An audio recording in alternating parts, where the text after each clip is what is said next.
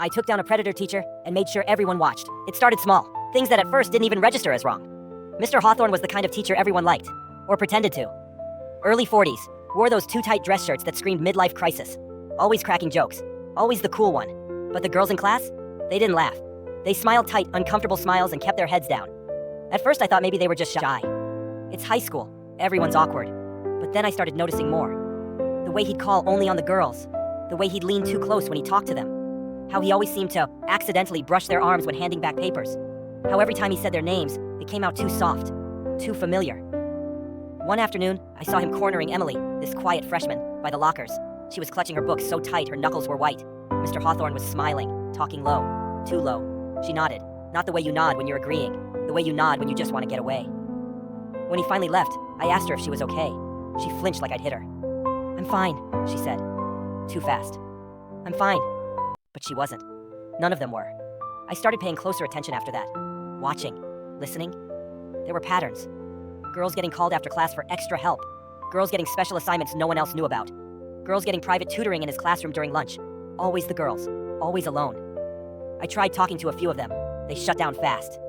"He's just strict. I don't want any trouble. I need good grades." Fear. That's what it was. And when I finally, stupidly, told a teacher, they smiled politely and told me Mr. Hawthorne was a valued member of the staff. When I pushed harder, the counselor said, "Sometimes students misinterpret friendliness." Misinterpret? No. They were covering for him. I realized two things that day. No one was going to save those girls. If someone was going to stop him, it had to be me. But not by reporting him. Not by playing fair. Mr. Hawthorne was careful. A predator wrapped in a cardigan. If I wanted to end him, I had to be smarter. Darker. Worse. I started small. A recorder hidden in my hoodie pocket. Nothing fancy. Just enough to catch the way Mr. Hawthorne talked to girls when he thought no one was listening. I captured hours of audio. "Come by after school. We can go over it alone. You have so much potential. Special girls like you need special attention. You don't need to tell anyone about our meetings. Some people wouldn't understand." Enough to make your skin crawl. But I didn't stop there. I went through yearbooks, past newsletters, looked at which students he singled out, who he mentored. The pattern went back years. Different faces. Same story. Some of them had left the school. I found a few online, through social media, old forums. I reached out, carefully. Not pushing, just offering an ear. Some ignored me, but a few responded. They told me stories. Stories worse than I imagined. Late night calls, inappropriate messages, threats when they tried to speak up.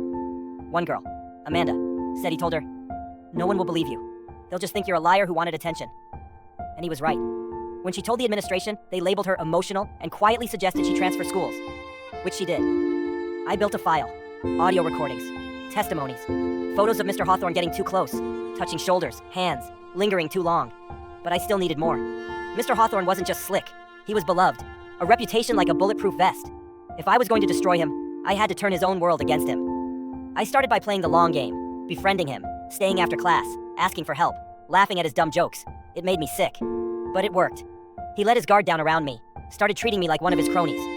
Told me things he shouldn't. About parties the staff threw where boundaries were different, where things happened and stayed quiet. He bragged about it, smirked like the king of a castle built on fear. And that's when I set the trap. Mr. Hawthorne loved technology. Thought he was a genius because he used an iPad in class. So I gave him one. A second-hand iPad, jailbroken, loaded with hidden spyware. Looked brand new. I accidentally left it in his classroom after a tutoring session. He found it, of course, and kept it. Everything he typed, every site he visited, every photo he took, I had it. Including the private folder he created, labeled innocently enough, lesson plans. Inside were photos of students. Nothing outright criminal, but disgusting, inappropriate. Creepy zoomed-in shots of girls bending over desks. Photos of girls eating lunch, laughing, unaware. A collection, evidence. Now I had him, but it still wasn't enough. Exposing him would ruin him, sure. But I didn't just want ruin. I wanted annihilation. And annihilation takes patience. I knew Mr. Hawthorne's weaknesses, ego and power, so I used them. First, I created an anonymous Instagram account, a fake student. Believable posts, followers, inside jokes stolen from real profiles. I made it clear I was interested in him. Posted stories that baited him. Bored in class? Wish someone would make things exciting. Some teachers are way cuter than they should be. It didn't take long. One night his message popped up. Just a hey. At first innocent, then, "You're very mature for your age. I could help you with your grades, if you keep this between us." Screenshotted, archived, filed. But I wasn't done. I sent similar bait to his personal email. this time from a fake parent account, pretending to be the mom of a student, thanking him for looking after her daughter. He responded too eagerly, too casually. I always have a soft spot for special girls. Sometimes I take extra care, outside of school hours. More screenshots. I compiled it all into a neat little package. A file so heavy it could break the internet if dropped. But a quiet leak wasn't enough. No, this needed a show. A finale. Prom was coming up. Mr. Hawthorne, of course, volunteered as a chaperone. He always did. A night full of loud music, bad punch, terrible dancing, and every student in one place. Perfect. I planted the iPad in his car the night before, slipped it under the seat where he kept his jacket. Spyware was already running. Then I waited. At prom, he prowled, watching the girls, lurking by the photo booth, complimenting dresses a little too much. While he was distracted, I activated the second part of my plan. Earlier that week, I'd hacked the school's projector system. Nothing fancy, just a basic remote override. I synced the iPad to the projector, and at exactly 9 o'clock p.m., right when the dance floor was packed, the screen lit up. Photos, his private collection. The room froze. First a few gasps, then full-blown screams. Mr. Hawthorne stood there, pale, frozen, staring at his own sickness displayed 30 feet tall. He tried to run. Security stopped him. I watched from the side, sipping punch as the principal stormed in. Phones were already out. Pictures, videos, proof. He was finished. But I wasn't. The school launched an internal investigation. Of course they tried to spin it, said it was a misunderstanding. So I leaked everything to the press. Local news, social media, anonymous tips, the whole file. Within 48 hours, his face was on every screen in the state. Predator teacher exposed, parents furious, victims speak out. The police opened a formal case. Old victims, girls who had stayed silent, started coming forward. It snowballed. Arrests, charges, court dates. And while Mr. Hawthorne's life burned down around him, I made sure he knew exactly who lit the match. One final package. Printed screenshots. Copies of testimonies. A single photo. Marley, my dog, sitting happily at my side. And a note. You picked the wrong class. Mr. Hawthorne didn't go down quietly. He tried to play the victim. Claimed the photos were innocent. Misinterpreted. Said he was mentoring the girls. Nobody bought it. Bail was set high, but not high enough. He scraped together money somehow. Family, friends, a few he hadn't discussed it yet. He got out. For a while. I knew he'd be desperate. He had no job, no home, no allies. His reputation was radioactive, and desperate people make mistakes. I made sure of it. Anonymous letters in his mailbox. Fake job offers, prestigious ones. Universities, private schools, high salary, big titles. Each one was fake. Each one led to interviews that never existed. Only carefully timed appointments, where reporters just happened to be waiting. Photos of him skulking around school buildings in the dead of night flooded online. More fuel for the fire. He tried moving out of town. I made sure his future landlords got copies of his case file. Concerned citizen tips. No one would rent to him. He tried switching his name. I paid for a background search service to keep tabs on every alias. No matter where he went, what name he tried to hide under, he couldn't escape it. But ruining his life wasn't enough. I wanted him to feel what his victims felt. Powerless, trapped, exposed. So I dug deeper. Found out he had one asset left. An old cabin upstate, left to him by his parents. His last safe place. It wasn't listed anywhere. Off the grid. Supposed to be private. I found it. It wasn't hard. Predators always think they're smarter than they are. I visited. Late at night. Left no trace. Just reminders.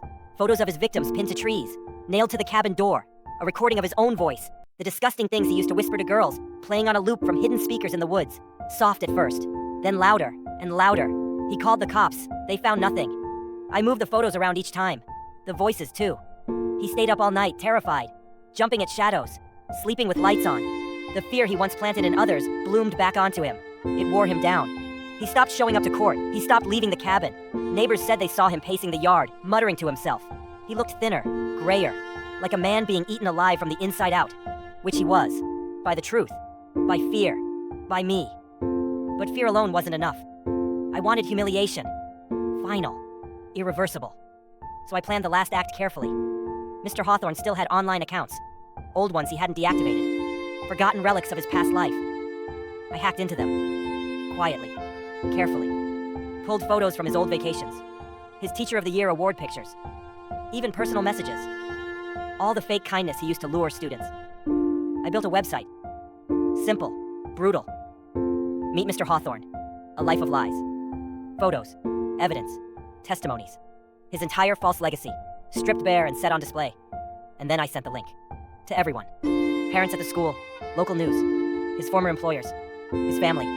Every single one. It spread like wildfire. He couldn't leave his house without seeing people staring. Whispering. Filming. Couldn't log onto the internet without being reminded of the monster he was. He tried to fight it. Sent desperate cease and desist letters. Threatened lawsuits. But But there's no unringing a bell. There's no coming back from truth. The final nail was his pension. Somehow, he still qualified for a small one. Not much, but enough to survive. Until I found a clause buried deep in the Education Board's code. Pension benefits could be revoked for actions bringing disrepute to the institution. I gathered all the evidence again, packaged it neatly, submitted it to the board anonymously.